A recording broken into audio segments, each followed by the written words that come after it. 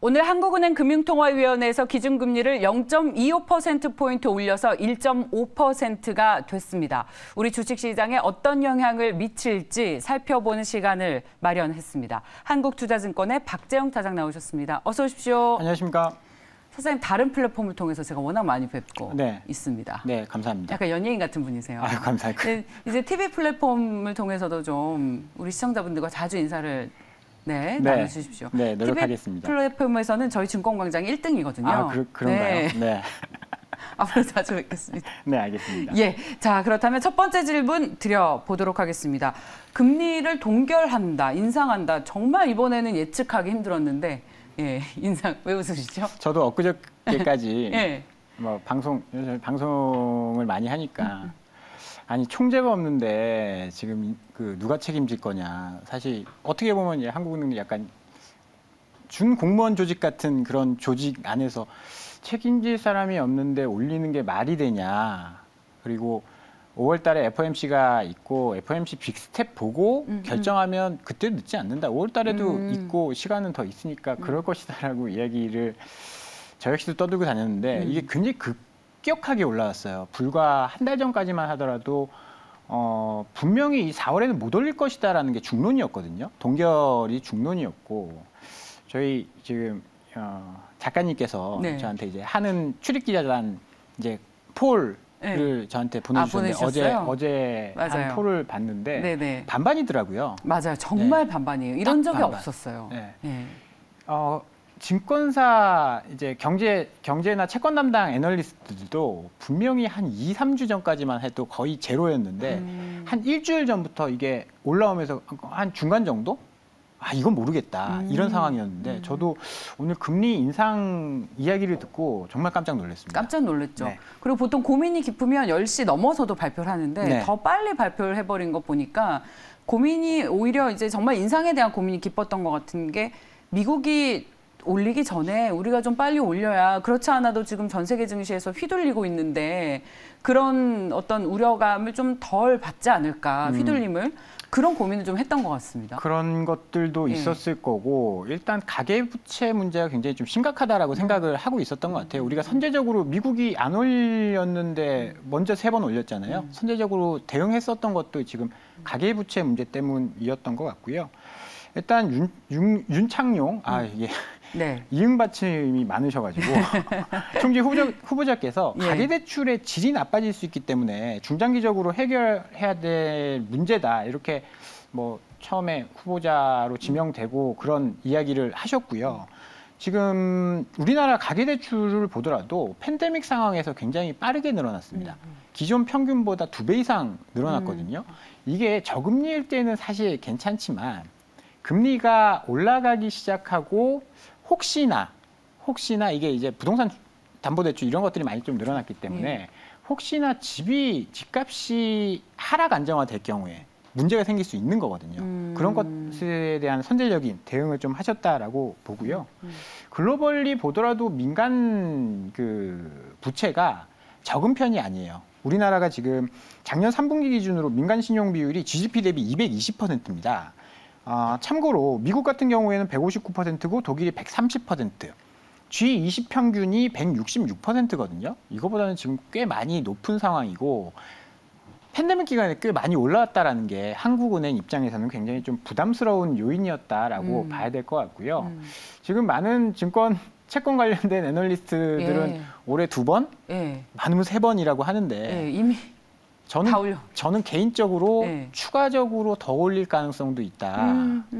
그렇게 보고 있거든요. 상황이 급박하게 바뀌고 있어서요. 근데 다행스러운 건 지금 우리 시장은 오늘 이제 금리 발표하고 조금 떨어지다가 다시 또 약간 회복을 하는 모습이거든요. 그러네요. 보합권까지 올라왔군요. 네, 시장에서는 이미 금리 올릴 건 알고 있었는데 이번 달이냐 다음 달이냐 이번 3개월 후냐 이거였기 때문에 시장에 단기적으로 큰 충격을 주지는 않을 것 같다. 그렇지만 이 금리 인상에 따라서 오늘 사실 보험주라든지 은행주 이런 것들이 올라가기보다는 발표하고 나서 성장주들이 꺾여버렸거든요.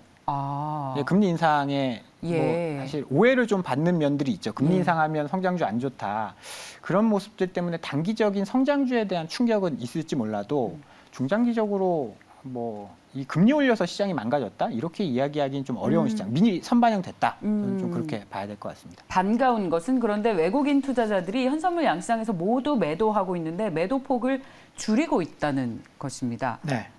이번에 기준금리 결정이 지금 외국인 투자자들이 계속 팔아가지고 우리가 다른 나라보다 부진했는데 이렇게 매도폭을 선반영이 돼서 매도폭을 줄이게 된다면 그러면 그래도 우리가 전저점 깨지지 않을까라는 우려로부터 좀 자유로울 수 있을 것 같은데 외국인 수급에도 좀 도움이 되겠습니까?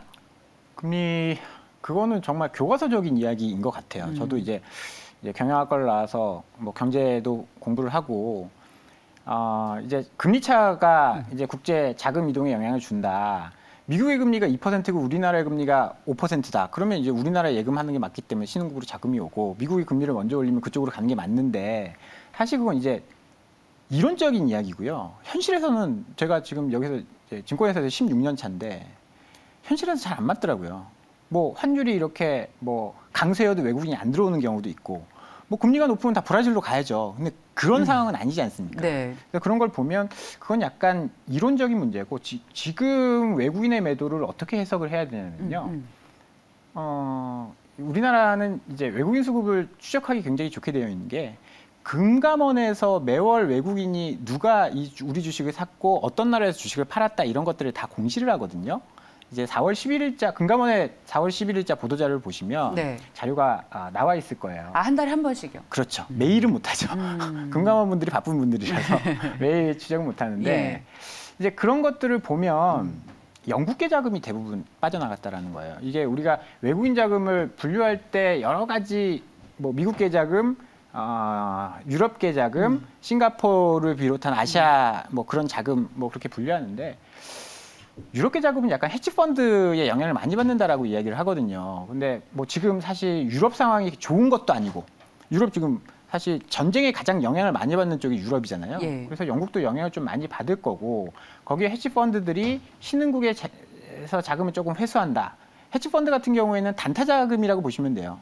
그런데 정말 긍정적인 거는 자료가 준비되어 있는지 모르겠지만 미국계 자금이 작년에 우리나라를 굉장히 많이 팔았다가 이제 다시 매수로 들어오고 있습니다. 미국계 자금은 장기 투자 관점에서 투자를 하는 자금이고 우리나라의 가장 많은 비중을 가지고 있는 국가거든요. 예. 근데 그 미국계 자금이 3월 달에 플러스로 전환됐다라는 것은 저는 긍정적이다라고 보고요. 단기적인 유럽계 뭐 헤지펀드 자금들은 사실 또 하루아침에 손바닥 뒤집듯이 플러스로 전환될 수도 있는 거거든요. 그래서 외국인 매도를 너무 걱정하실 필요는 없을 것 같다라는 거고요. 어저께 우리나라 수급적으로만 보면 어저께 기관의 매수가 꽤 많이 들어왔잖아요. 예. 기관이 집행한 이유가 있을 거 아닙니까? 자금을. 이 정도면 됐어. 라는 생각이 기저에 깔려 있을 것 같아요. 이 정도면 됐다는 게 시장이 이 정도 빠졌으면 다 빠진 거야? 그렇죠. 2,600 정도면 바닥이야. 뭐 PER 10배, 뭐 PBR 1배 이 정도면 괜찮은 거 아니야? 라는 컨센이 기관 수급에 어제 좀 녹아 있었다라고 생각을 하고요. 그런 거 보면 외국인도 어제 얼마 안 팔았잖아요. 외국인은 얼마 안 팔고 기관들이 좀 사주니까 어제 그런 큰 반등이 나왔다라는 점은 너무 시장을 비관적으로 볼 필요는 없을 것 같다. 저는 그렇게 해석을 하고 있습니다. 네. 근데 이제 제가 찬물을 끼얹는 것은 아닙니다만. 네네. 끼얹어 주십시오. 저는 굉장히 좋아합니다. 예. 일단 미국에서 경제 지표들이 이번에 좀 나오잖아요. 네. 소매 판매, 소비자 심리 지수, 산업 생산. 근데 지금 경기 둔화에 대한 우려가 가장 큰 상황 속에서 이런 지표들이 나올 때마다 시장이 또 부담을 느끼게 되지 않을지. 우리 지금 사실 하루하루 변동성이 좀 커서 전저점만 안 깨졌으면 좋겠다라는 마음인데 이런 경제 지표들이 나올 때마다 또 시장은 경기 둔화 조짐을 느끼면서 부담을 느끼는 어떤 트리거가 되진 않을지. 네, 그게 저도 걱정인데요. 예. 어제 이제 CPI가 미국의 3월 CPI가 발표됐는데 거기서 이제 시장에서는 다 희망을 본 것 같아요.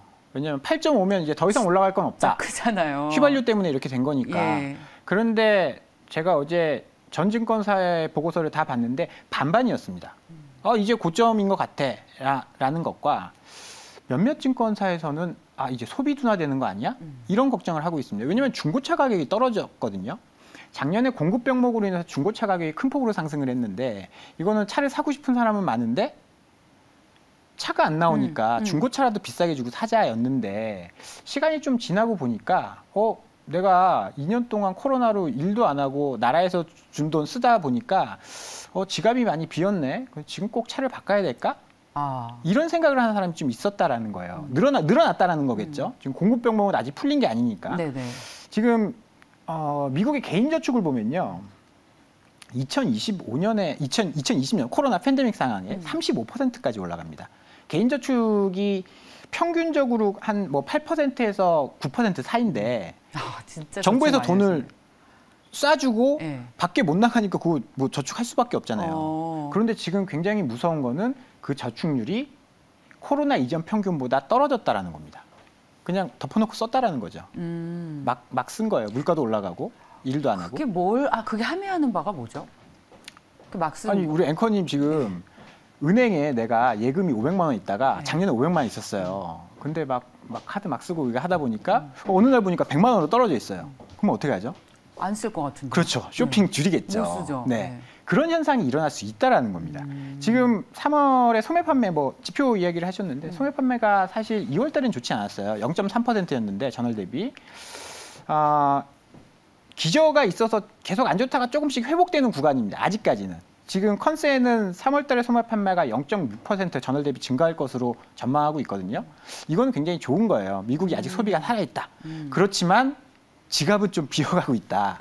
요거는 감안을 하고 시장을 좀 보셔야 될 것 같고요. 아직까지 미국 경기는 좀 탄탄합니다.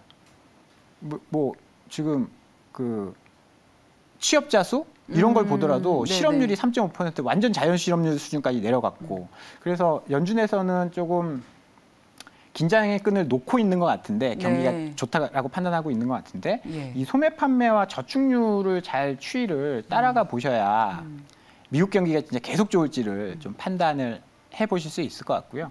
아직까지는 괜찮은 것 같아요. 근데 추세적으로 이어질지는 뭐 지표를 확인해봐야 되기 때문에 이제 그걸 알면 와 이제 시장 진짜 강해진다라고 하면서 더 적극적으로 주식 살 수 있을 텐데. 네, 적극적으로 살 시기는 아니죠. 점점 떨어지고 있는 수준인데 아주 안 좋은 수준까지 가지 않았다 이거기 때문에 적극적으로는 아니고 언제든 경기가 안 좋아질 수 있으니까 소매 판매와 미국의 저축률은 좀 추적해서 관찰을 하자 이 정도? 제가 너무 말을 어렵게 하나 봐요. 아니요, 그게 아니고 그만큼 지금 시장을 판단하는 한 상황을 보고 해석하는 게 정말 어려워서 맞습니다. 그런 것 같아요. 같은 상황을 보고도 해석을 어떻게 하느냐에 따라서 또 완전 전략이 달라지는데 딱히 지금 뚜렷한 방향성을 나타내고 지금은 방향성이 저는 없다라고 봅니다. 이럴 때 어떻게 하세요, 차장님? 이럴 때는 종목 장세가 열리거든요. 예전에 언제라고 해야 될까요? 2015년도를 생각을 과거로 돌아가 보면 지수가 2011년도에 고점을 찍고 한번 빠졌다가 계속 박스권이 유지되는 시장이었어요. 그럴 때 바이오, 화장품 이런 개벽 종목 장세가 왜냐하면 그때 이제 지수는 삼성전자나 이런 것들이 갇혀 있으면서 몇몇 섹터들이 막 치고 올라오는 그런 시장이 열렸었거든요. 지금도 저는 비슷하다라고 봅니다. 아까 외국인 수급이 계속 안 좋다라고 말씀을 드렸잖아요. 외국인 수급이 안 좋으면 삼성전자가 실적이 안만 좋아도 올라가기 어렵습니다. 왜냐하면 패시브 자금의 영향을 굉장히 많이 받고 시가총액이 크기 때문에 그런 건데 나머지 뭐 하단 섹터 이제 시총이 작은 섹터의 몇몇 종목이나 업종들은 그런 거에 영향을 덜 받거든요. 그러면 그쪽에 수급이나 관심이 쏠릴 수 있는 그런 상황이고요. 오늘 아침에 제가 몇몇 보고서를 봤는데 그중에서도 좀 제일 재밌었던 게 애널리스트의 추정치 변화가 3월 달에 없었다라는 겁니다. 그런데 에너지 가격이나 비용은 많이 올라갔을 거예요. 그러면 1분기 실적은 예상치보다 잘 나오는 기업이 굉장히 적을 겁니다. 그건 무슨 얘기냐. 굉장히 희소한 어닝 서프라이즈가 희소한 시기가 올 거라는 이야기거든요. 다이아몬드가 왜 비싸죠? 희소하니까. 맞습니다. 그래서 작년 1분기에는 어닝 서프라이즈가 차고 넘쳤어요. 모든 종목들이 예상치보다 40% 실적이 막 잘 나오고 그랬습니다. 그런데 이번에는 그런 기업들이 많이 없을 거란 말이에요. 애널리스트들이 추정치 조정을 전쟁을 누가 예상했겠어요? 예상을 못했죠. 그러니까 전쟁을 반영 못 시켰기 때문에 컨센보다 굉장히 안 좋은 실적들이 많을 겁니다. 아, 오히려. 그러면 그 와중에 실적을 뭐 아웃퍼폼 한다든지 아니면 실적이 뭐 예상치보다 조금 잘 나온다든지 하면 아마 좋은 결과를 좀 얻으실 수 있을 것 같다. 그런 섹터들이 보이세요? 시장에서 예상하는 것보다는 좋을 것 같다. 네. 일단은 그런 건 굉장히 어려운데요. 거기에 답이 있을 것 같은데. 일단 건강관리 섹터 같은 쪽 요새 굉장히 좋거든요. 건강관리 섹터의 실적이 이거는 약간 추적이 돼요. 왜냐하면 건강관리 업체들이 수출을 하면 통관부호라는 게 해외 직구해 보셨죠? 네, 맞아요. 직구하면 관세청에 뭐 통관부호 이런 거 하잖아요. 그런 것들이 나오거든요. 그걸 월별로 보면 이 회사의 제품이 얼마나 수출되는지를 추적할 수 있거든요. 최근에 그런 지표들이 굉장히 좋게 나와요. 그래서 건강관리 업체들 뭐 레이저 미부 시술한다든지, 클래시스 그렇지, 같은, 뭐, 루트로닉, 뭐 그런 업체들의 실적 주가가 올라가는 이유가 거기 있다라고 보고요. 음식료 같은 경우에는 가격 정가를 이미 좀 시키고 있기 때문에 음식료가 실적이 좀 좋을 수 있다. 그다음에 해외 수출도 잘 되고 있거든요. 뭐 삼양 불닭볶음면, 네, 뭐 그런 쪽은 수출이 잘 된다라고 하고. 그다음에 뭐 빵을 요새 많이 파는 기업들도 좀 있고, 포켓몬빵. 네, 그래서 그런 기업들 실적이 좀 좋을 가능성이 있어 보이고요. PCB 업체들도 공급이 굉장히 타이트한 상황이에요. 공급이 타이트해서 가격이 좀 많이 오르고 있는 그런 상황이거든요. 그래서 그런 업체들 중심으로 좀 보시면 괜찮은 결과가 좀 있을 것 같습니다. 좋아요. 그럼 다시 말해서 삼성전자와 같은 지수와 함께 가는 종목들은 지금은 답은 아니네요. 이게 삼성전자 이야기를 하면 굉장히 뭐 여러 가지 이야기를 해야 되는데요. 네. 삼성전자는 지금 과도기인 것 같습니다. 과도기. 어떤 과도기냐면 지금 공급에 문제가 조금 생겨서 가격이 올라갈 것이다라고 이야기하고 있다가 최근에 이제 수요가 많이 감소하고 있어요라고 이야기하고 있는 그런 상황이거든요. 그러면 그거를 확인할 수 있는 거는 이번 주에 TSMC 실적, 뭐 지난주에 이제 마이크론 실적 발표하면서 뭐 서버 수요 이런 것들 좀 확인을 해봤지 않습니까? 네. TSMC 실적을 한번 보고 아마 이번 주나 다음 주 정도 되면 이제 고정거래 가격, D램의 고정거래 가격이 아마 발표가 될 거예요. 그 부분들을 확인해 보고 접근해도 좀 늦지 않을 것 같다. 그때 모시겠습니다. 네. 그때 다시 뵙죠, 사장님. 네. 자, 한국투자증권의 박재영 차장이었습니다. 고맙습니다. 감사합니다.